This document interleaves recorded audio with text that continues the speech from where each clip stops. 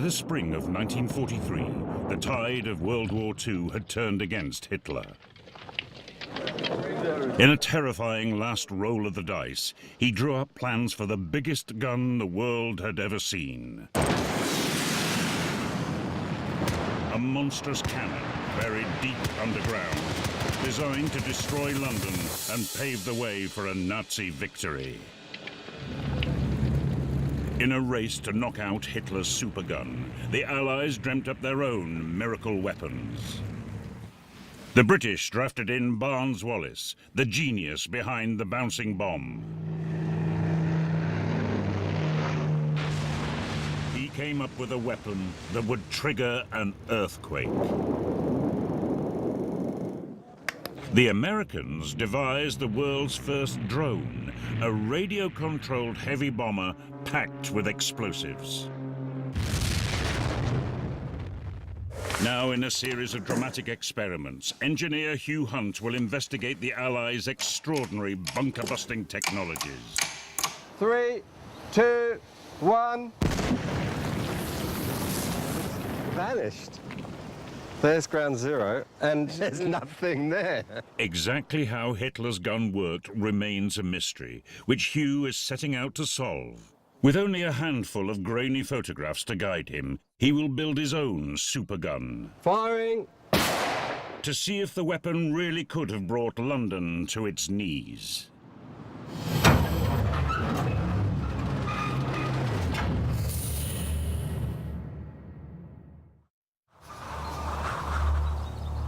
Hidden inside this hollowed-out hill in northern France is a secret installation built to house one of the most remarkable weapons of World War II, the V3 Nazi supergun.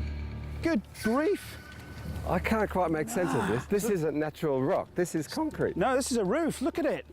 It's 4 or 5 meters thick. Protected by a deep fortified bunker, this was to be the biggest gun the world had ever seen. This was the entrance of a tunnel? Well, look. But just how it worked is a mystery that engineer Hugh Hunt is determined to solve. Yeah, it looks as though there is some sort of hatchway. Battlefield archaeologist Tony Pollard will help him piece together the evidence. This is a glorified pillbox with a 130-meter long gun. I'd love to see what's underground. So in effect, we're going to crawl down the barrel of a massive cannon. Where's the escalator? Yeah.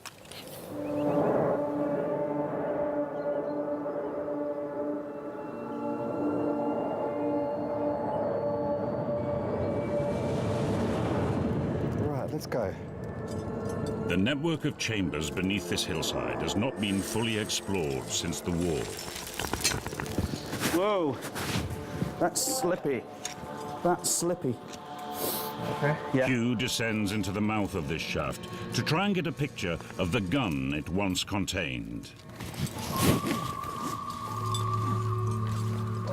Wow. Wow, look how steep it looks from the bottom. And this is certainly big. This, we reckon, is about 50 meters. And it was 130 meters. And this is 1/3 the way down.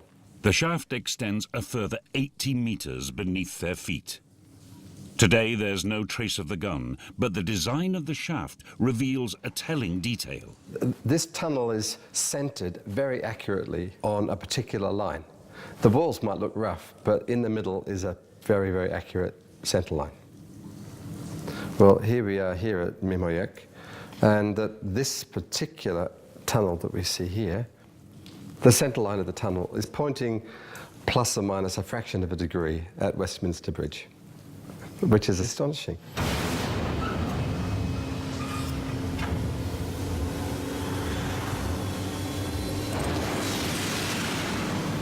Hitler's gun was trained on central London for a good reason.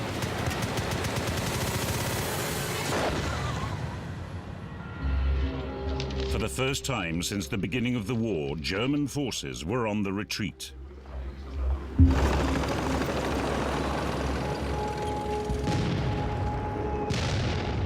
By 1943, Hitler had tasted defeat in the deserts of North Africa. And his army had been driven from the Soviet Union after a trouncing at the Battle of Stalingrad. was desperate to strike back.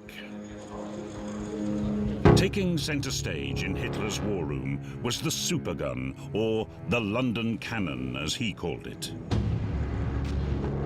It would have 25 barrels and would fire 300 shells an hour, 24 hours a day.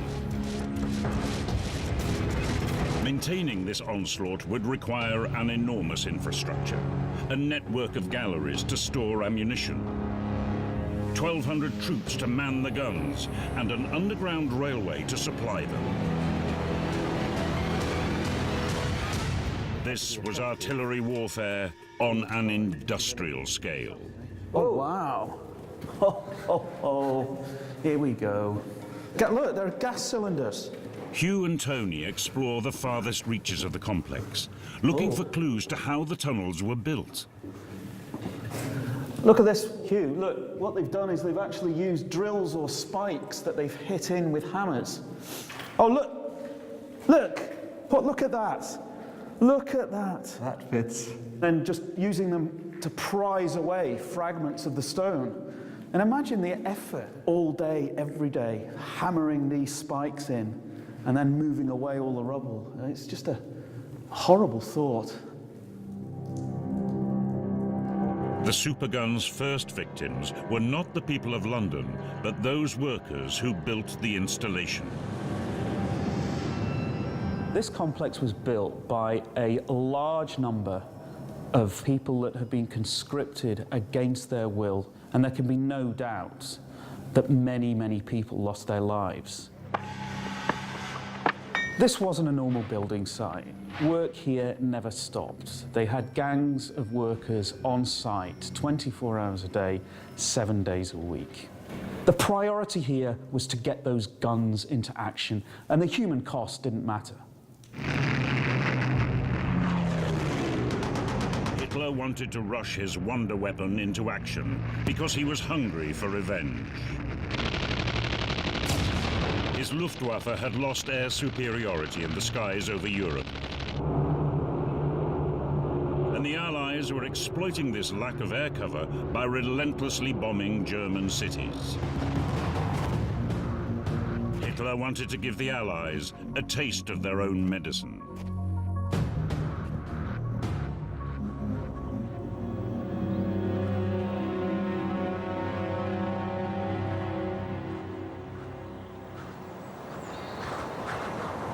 He began building fortified installations, like the Supergun complex, all over northern France. Massive concrete bunkers, hidden in remote woods, away from the prying eyes of Allied spy planes, that would house a new generation of secret armaments called V-weapons. They're called the V-weapons because they're about vengeance. They're about retribution. This is Hitler getting his own back. What the RAF and the American Air Force have been doing is bombing German cities, killing German civilians, and Hitler is absolutely outraged by this and decides he's going to take it out on London. So all of these weapons are designed to hit London from France. These were trailblazing technologies straight out of science fiction. There was the V-1, a jet-powered flying bomb. There was the V-2, a rocket that would shoot into space before falling back to Earth. These weapons had the potential to reduce London to rubble, but they were untested in battle and unreliable.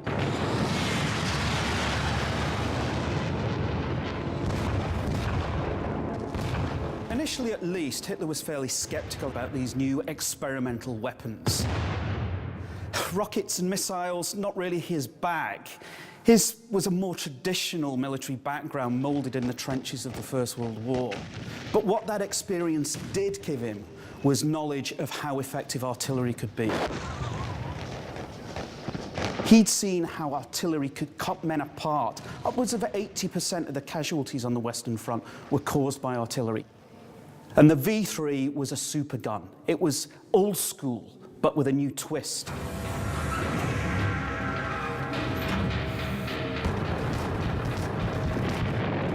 twist was that unlike traditional artillery, its shells would not be falling on frontline soldiers, but raining down on London's unsuspecting civilians.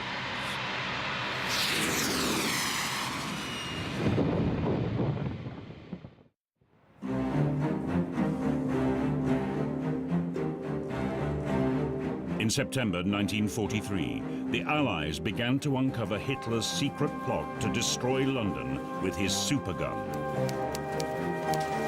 An elite team of specially trained intelligence officers had been set up in a country house in Buckinghamshire. Their job was to comb aerial photographs taken on reconnaissance missions over occupied northern France. They were looking for signs of Nazi weapons sites. Officers examining pictures of the Mimoyek area spotted something mysterious. A single railway track disappearing into a hill. They couldn't see what was going on beneath the surface, but they wondered if the ground was being prepared for a terror weapon.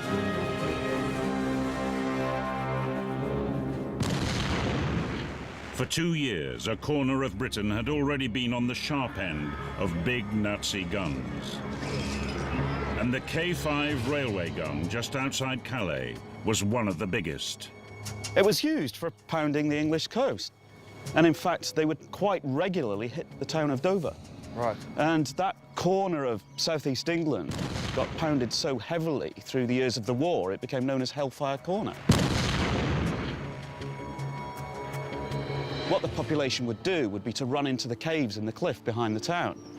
And the Germans were a bit cruel in that they would wait until the all clear had been sounded, until people started to come out again, and then they'd fire another one to try and catch them in the open.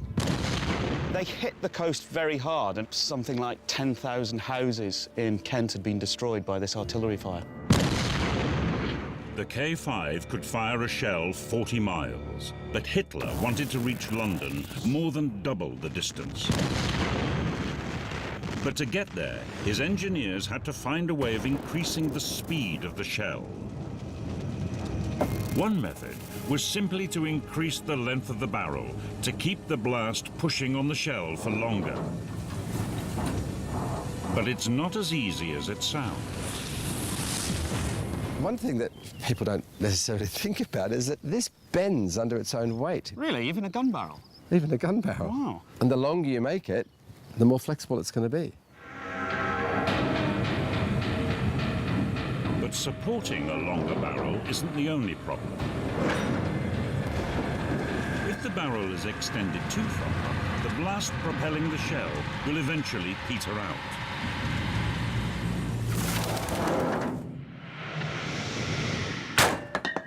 One possible solution was to increase the amount of gunpowder, but that would risk blowing the barrel apart. A German military engineer called August Kunders came up with a radical proposal. He would not set off the whole charge in one go. Instead, he would split it into smaller amounts and distribute it in chambers along the length of the gun. The cascade of explosions would boost the speed of the shell as it traveled down the barrel.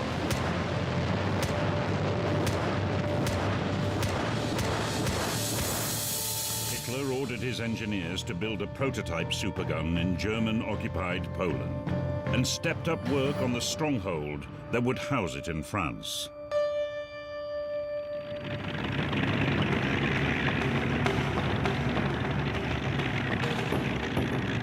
Then, in the autumn of 1943, the Allies took the first steps to knock out the site. 150 bombers took off from 10 airfields around Britain.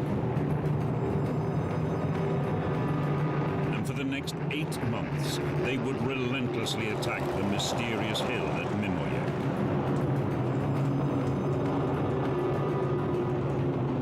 They flew 18 missions.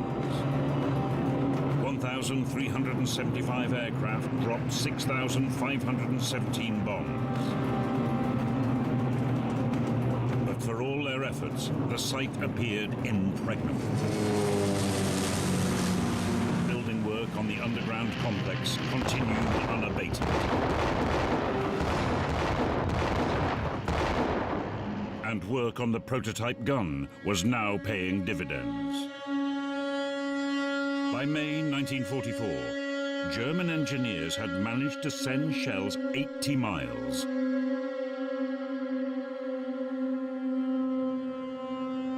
They were on the verge of building a weapon capable of flattening London. But how the Germans timed the booster charges to go off one after the other with microsecond precision remains a mystery to this day. One theory is that they used the hot gases behind the shell to ignite the boosters as the shell passed down the barrel. Hugh wants to test that theory, so he has asked explosives engineer Charlie Adcock to build him a supergun of his own. They will use the barrels of 6 rifles. Each section will be fitted with a booster chamber and then joined end to end.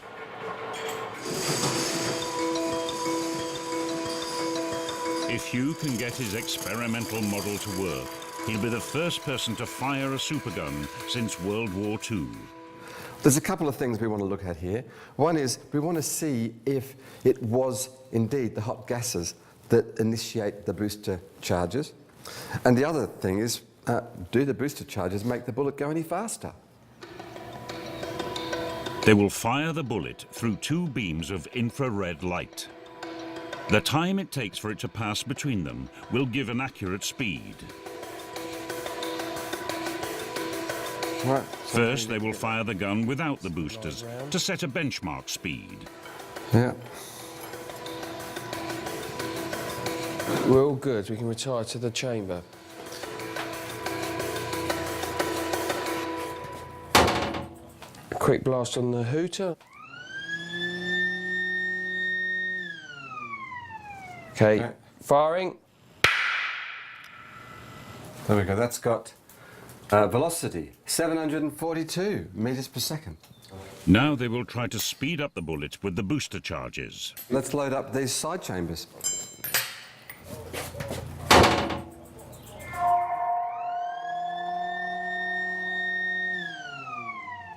Ready? Stand by. Firing. Wow. 964. That's nearly 1,000 meters per second. Yeah. Hugh has made a key breakthrough. He has proven that it's the hot gas behind the shell that sets off the boosters. Yeah, what have we got? Everything's fired. Yeah, they've all gone. And as Hugh discovers, there's an added bonus. There's been a 30% increase in speed, and that's going to translate to maybe a 60% increase in range. In terms of what Hitler might have been wanting to achieve with his gun, booster charges massively increased the range. So Hitler's dream of shelling London was almost a reality. But now there was a new urgency to perfecting his supergun.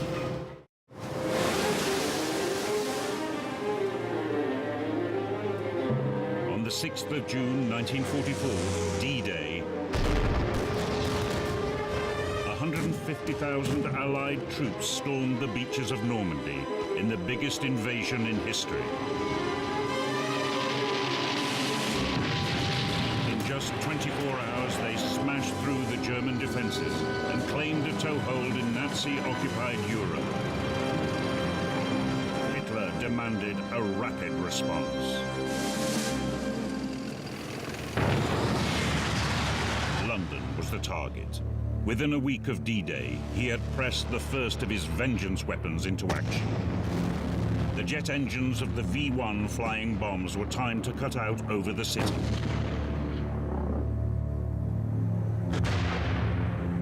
Over an 80-day period, more than 6,000 people were killed and 1 million buildings wrecked or damaged. The philosophy was that if you could destroy the morale of a people, you would basically break their will to fight. And so rather than going for the hard military targets, you go for the soft civilian targets. It's a very cruel and it's a very nasty way of making war. But they believed it might work. In desperation, the Allies turned to the military boffins to develop superweapons of their own to counter the Nazi threat. Success would mean nothing less than the salvation of London. Engineers working on both sides of the Atlantic came up with novel solutions to the challenge.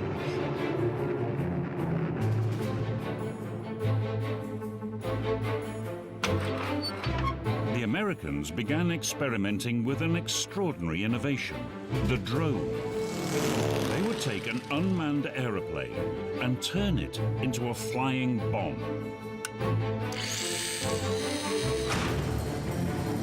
And the British called on their go-to engineering genius, Barnes-Wallis, who came up with the world's first bunker-busting bomb. Wallis was an original thinker with ideas years ahead of their time. He had designed one of the most successful aircraft of World War II, the Wellington bomber. But it was the weapon he invented to destroy the hydroelectric dams that powered the Nazi war machine that made his name, the legendary bouncing bomb. The Dambusters raid, carried out in May 1943, secured Wallis a place at Churchill's top table.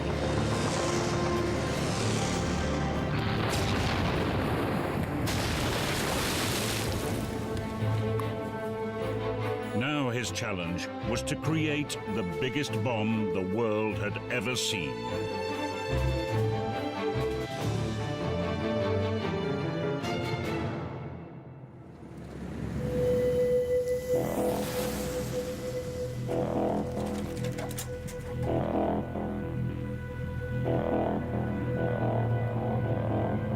In July 1944, at a secluded airbase in East Anglia, a specially modified bomber, loaded with top-secret equipment, flew in from Philadelphia.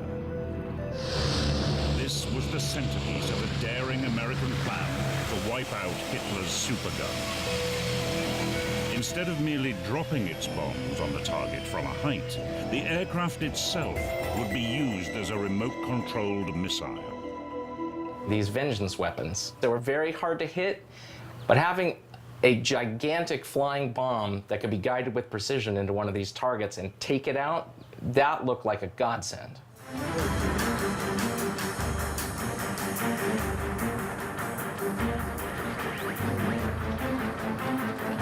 The aircraft would be loaded with 12 tons of Torpex high explosives. A pilot and co-pilot would take the plane up to 2,000 feet, accompanied by another aircraft known as the mothership. Then, using a state-of-the-art guidance system, the mothership would take control of the plane, while the crew parachuted to safety.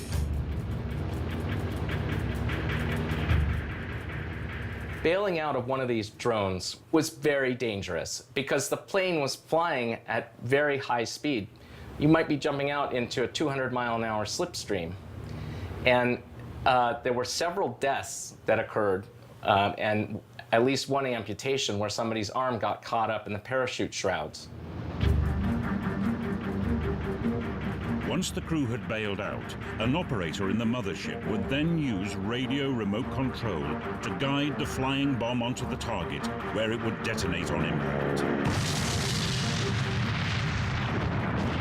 This was nothing less than the world's first precision-guided attack drone, and it was only made possible by a piece of remarkable new technology.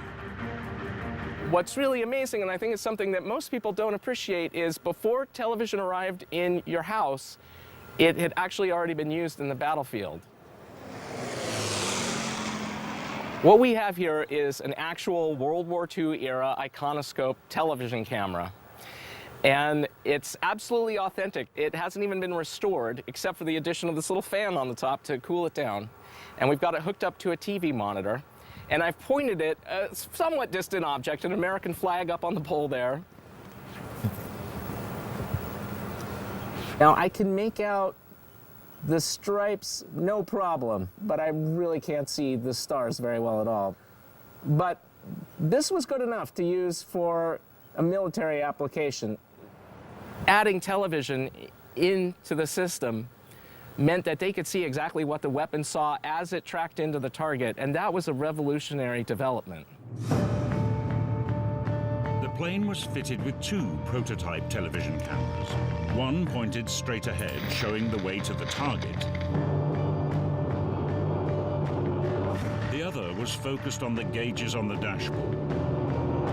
The live pictures were relayed back to the operator in the mothership, who used a joystick to manipulate the controls of the unmanned aircraft. The TV camera made the drone a truly precise weapon, something you could fly by remote control and see where it was headed, and you could literally put yourself in the cockpit of that aircraft.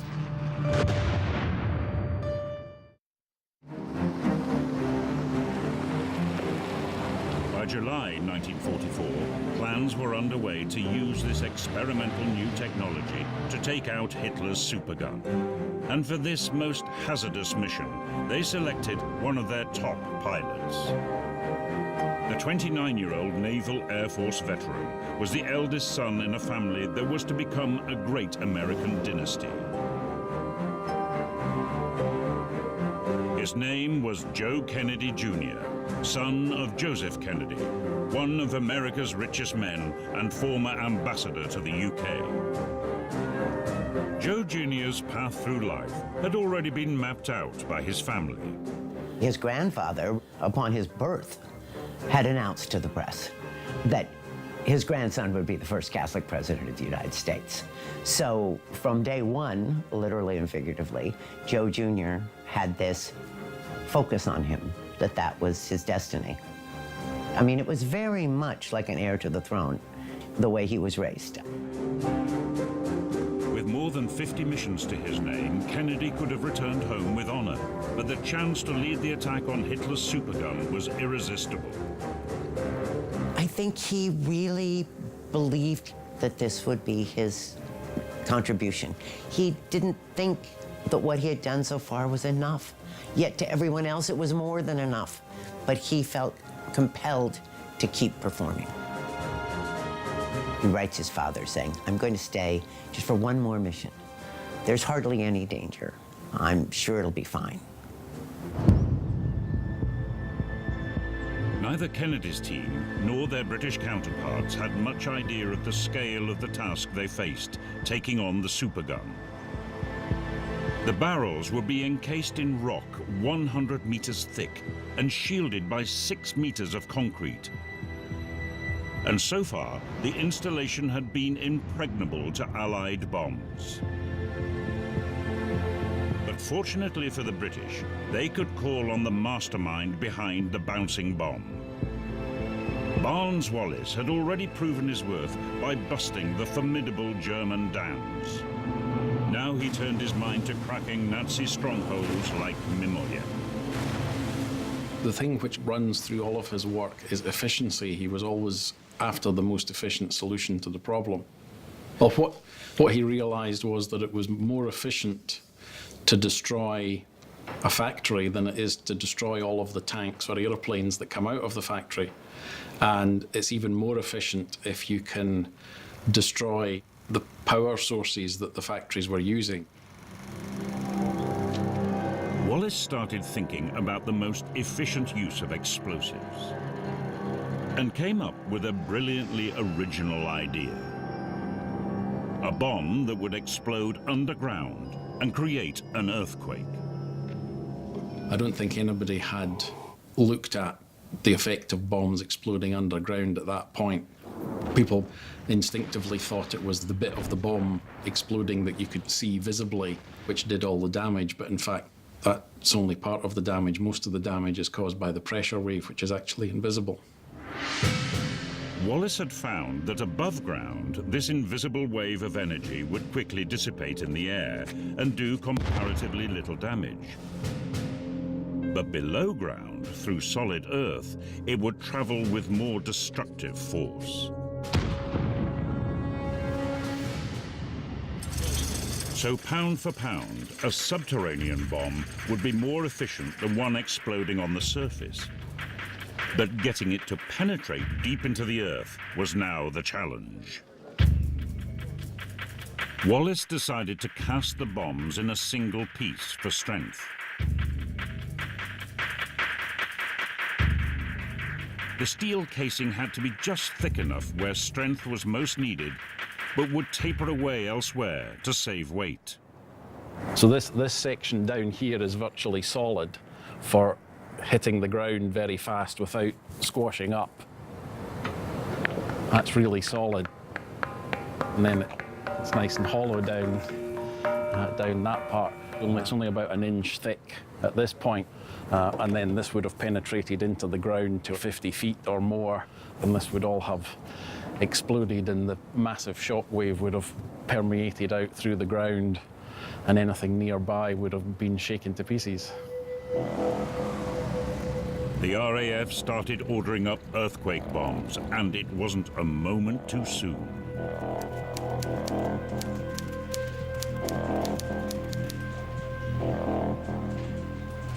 In a dramatic breakthrough, the intelligence unit interpreting photographs of Mimoyek spotted suspicious openings in a concrete slab that protected the supergun's underground bunker.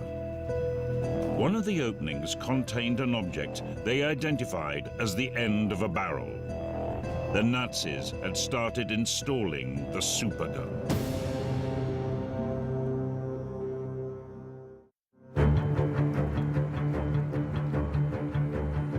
The British had caught their first glimpse of Hitler's supergun, and their response was immediate. The elite 617 squadron was scrambled. Famous for its dam-busting raid with Wallace's bouncing bombs, the squadron was chosen to deliver his latest gift to Hitler. You were with a group of really experienced crews, people who've been on the dams raid, you know, and you looked up to them. And here was a squadron equipped with yet another Barnes-Wallis weapon. It had to be good. And you know, it was that sort of feeling of the squadron that you really got something which you can hit the enemy with. And here was a beautifully streamlined bomb, and it really, you know, it looked as though it was going to do the business, like throwing a dart at the board and getting bullseye every time. Unlike the carpet bombing of previous missions, this would be a precision strike. 17 bombers, each equipped with a single Barnes-Wallis bomb, would attack the fortified hill at Mimoyek in broad daylight.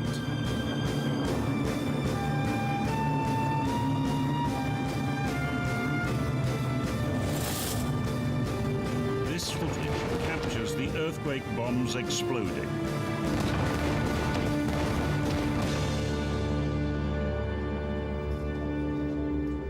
Interpreters, examining photographs of the hill taken immediately after the raid, identified 8 enormous new craters made by Wallace's earthquake bombs. It was impossible to tell just how much damage the bombs had done below ground. So the hill remained a prime target.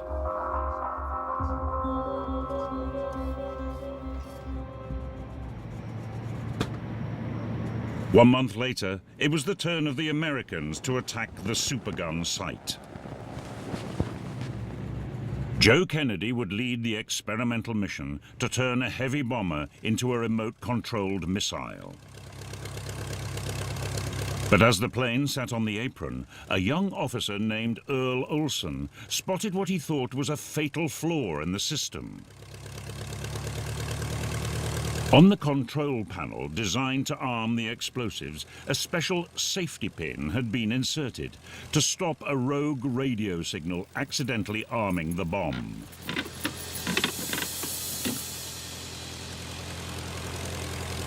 Earl was convinced that the safety pin had actually made the panel more dangerous and took his concerns right up the chain of command.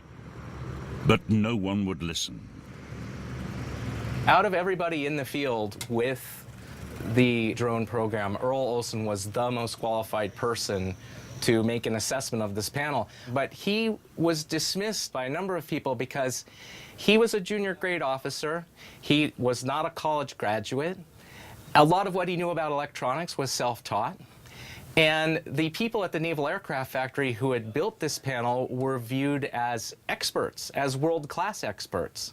And who was Earl Olson to argue with them? In desperation, Olson tried to convince Joe Kennedy that a rogue radio signal might blow up the plane before the pilots had a chance to bail out. It was no use.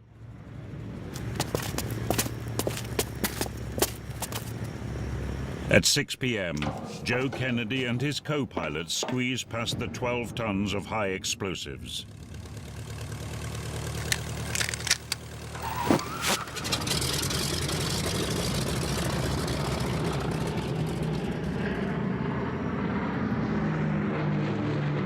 An armada of support aircraft followed Kennedy's plane into the air. Olson was able to watch the events unfold as television pictures from the drone were transmitted back to the airfield.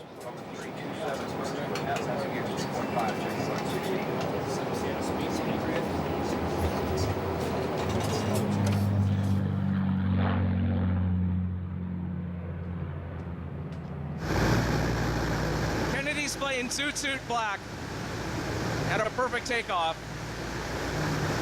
They climbed to about 2,000 feet, which was the mission altitude. And at that point, Kennedy went on the radio and said the code word "spade flush" twice. That was the signal for the control pilot in the mothership to take over command of the airplane. And he began to test it methodically, turning the television on and off, putting the plane into various turns.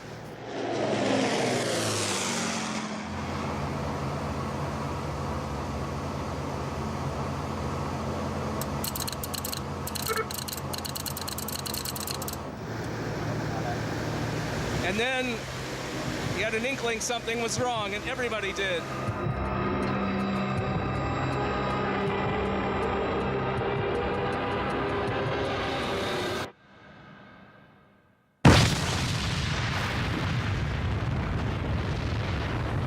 The plane exploded over rural Suffolk at 6:20 p.m. precisely. No human remains were ever found. Joe Kennedy Sr. received the news the following day.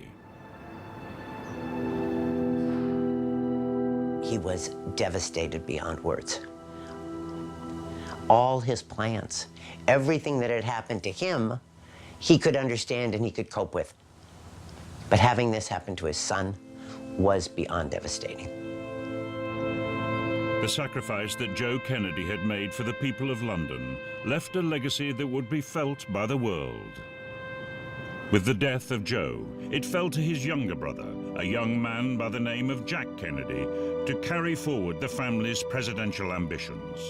Jack gets the word of his brother's death. This incredible golden brother who he's adored and revered since birth, and yet it also means something else to him, and he's very well aware of it. And as he says to his friend, now the burden falls to me. Earl Olson was also deeply affected by Joe Kennedy's death.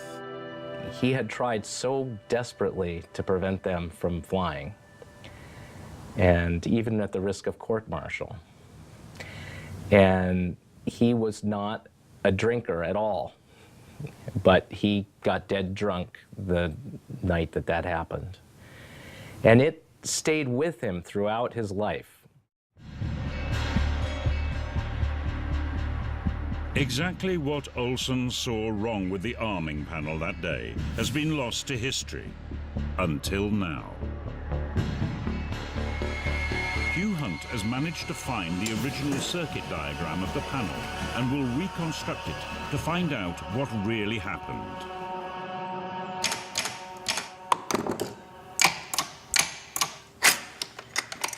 When I rebuilt this arming panel, it's amazing how obvious it became that something was going to go wrong.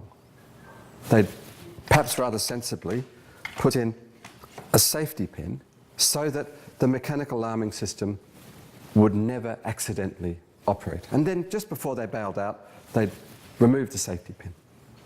And if there was a rogue radio signal, like this, then the lever doesn't move, which means that the mechanical arming system is safe. But look, there's light still on. And that means the electrical power continues to run these little solenoids that are not designed to have current flowing into them continuously. Look, it's getting too hot. It's beginning to burn. Hugh and explosives man Charlie Adcock want to see what would happen if an overheated solenoid was left in close proximity to a detonator and some Torpex, as it would have been in Kennedy's aircraft. I think the solenoid caused a fire. So, you know, you've got a fire, burning explosives and detonators all together. It's a road to disaster. Hugh wires the solenoid to his panel and goes through the arming routine. We've got the safety pin in place. Power up, light on. Okay, let's go. They monitor the experiment from an eye in the sky. It's glowing. In less than 2 minutes, the first signs of smoke from the solenoid appear. Something is definitely happening. Whoa! Something's definitely happening there. That definitely happens.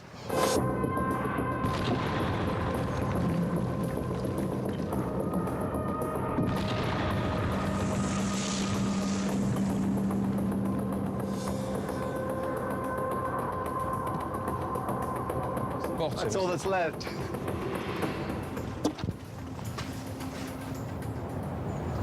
Kennedy's plane had about 12 tons of Torpex in it. And we've just seen that if that solenoid is kept driven with current for a couple of minutes, then everything just blows up. Hugh has discovered the fatal flaw. These tiny components, called solenoids, were part of the arming system and were attached to detonators inside the boxes of explosives. They were supposed to be activated by a pulse of electricity lasting a split second.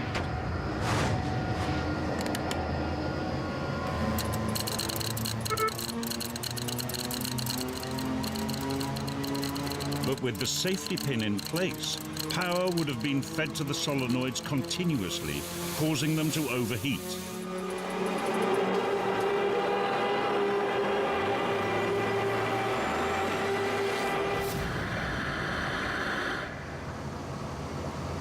By a cruel twist of fate, Joe Kennedy's sacrifice would turn out to have been tragically unnecessary. 23 days after Joe's fateful flight, Allied soldiers fought their way through to Mimoyek and found the bunker in ruins. The British attack the previous month had destroyed Hitler's supergun after all.